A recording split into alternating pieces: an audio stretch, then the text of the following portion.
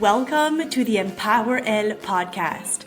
I'm your host, Vero, and I'm so excited to have you join me on this journey of empowerment and growth. This podcast is designed for ambitious, high-achieving women who are ready to break free from overwhelm and step into their power. Together, we'll explore practical strategies, share inspiring stories, and hear from experts who can help you navigate the challenges of balancing ambition and well-being. Whether you're looking to cultivate confidence, transform your mindset, enhance your leadership skills, or find harmony in your life, this is the place for you. Let's dive in.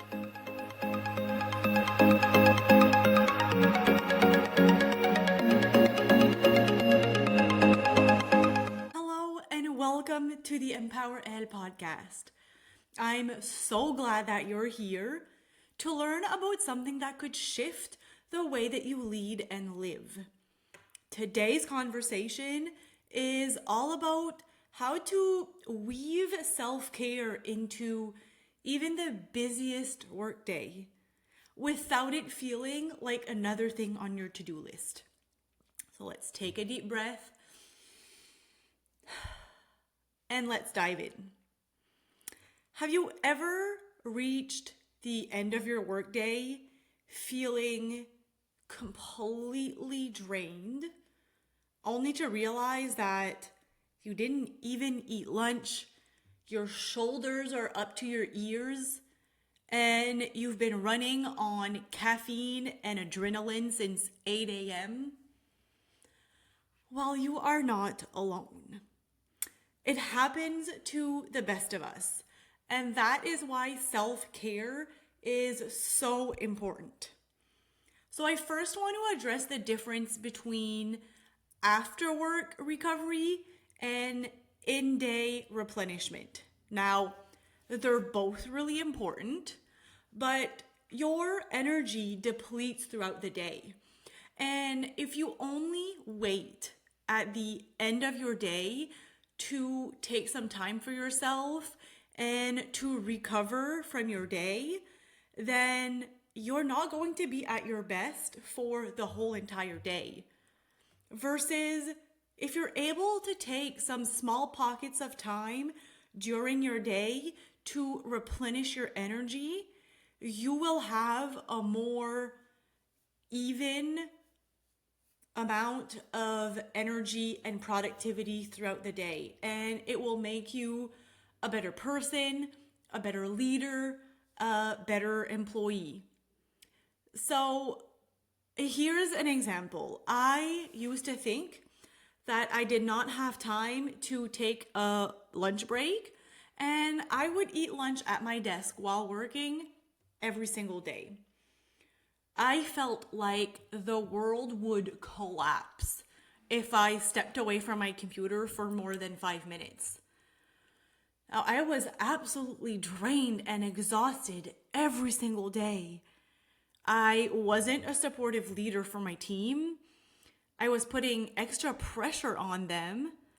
I wasn't making calm and informed decisions. And I certainly wasn't a good partner to my husband at the end of the day. When I realized that I couldn't keep doing this, I started to take lunch breaks and everything changed. I became myself again.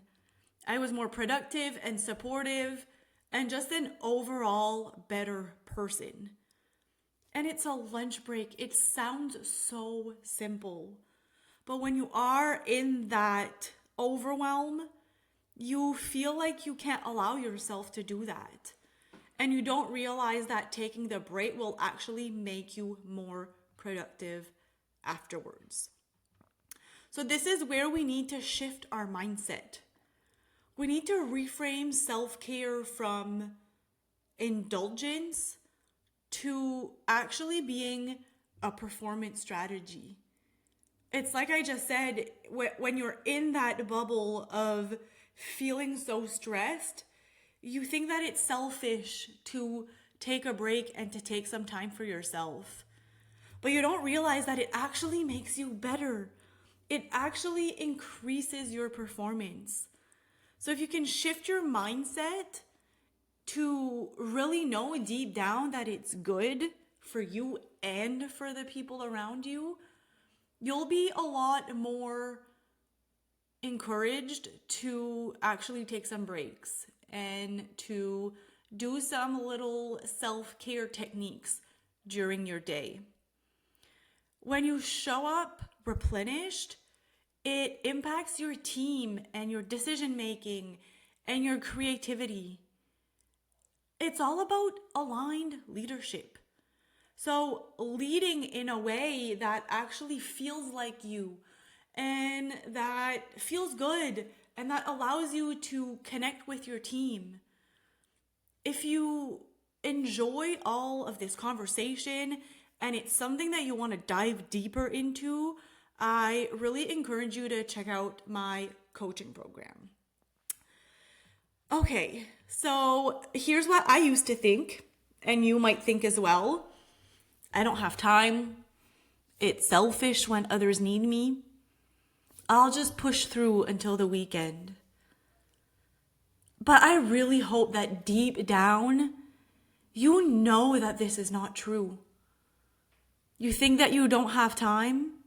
You are going to gain so much time by taking a break because your time will be used so much more effectively afterwards.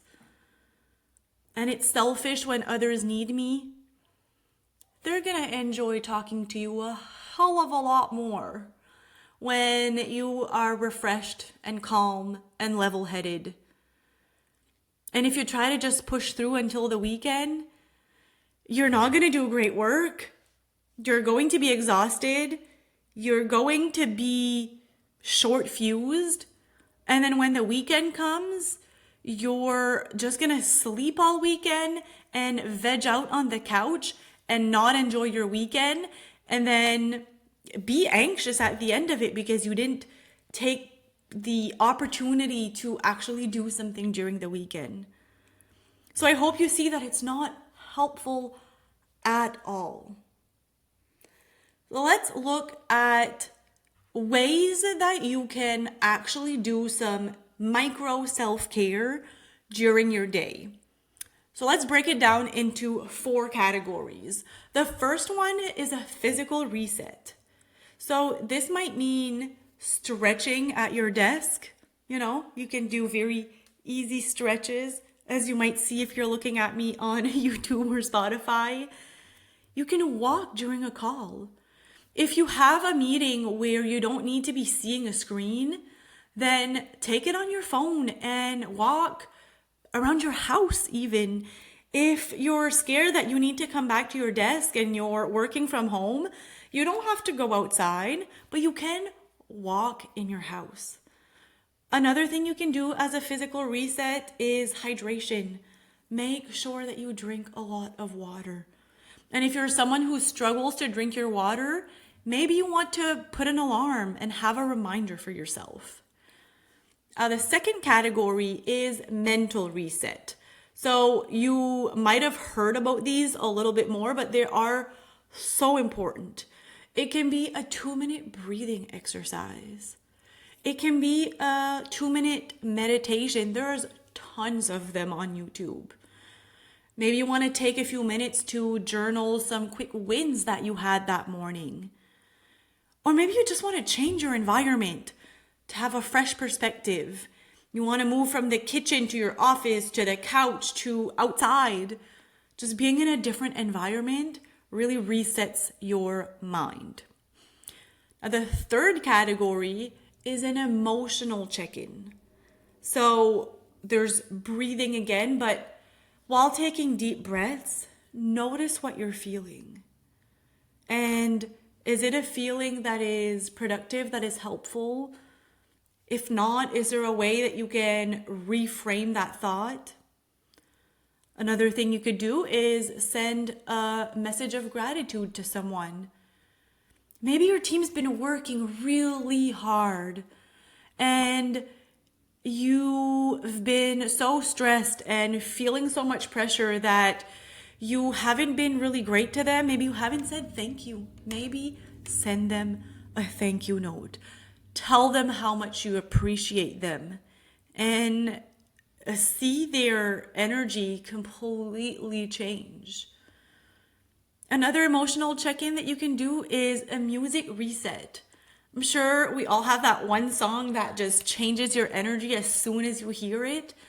Put that song on, get up, dance. It's one song, it's 3 minutes? You have time for that. And the fourth categories is boundaries.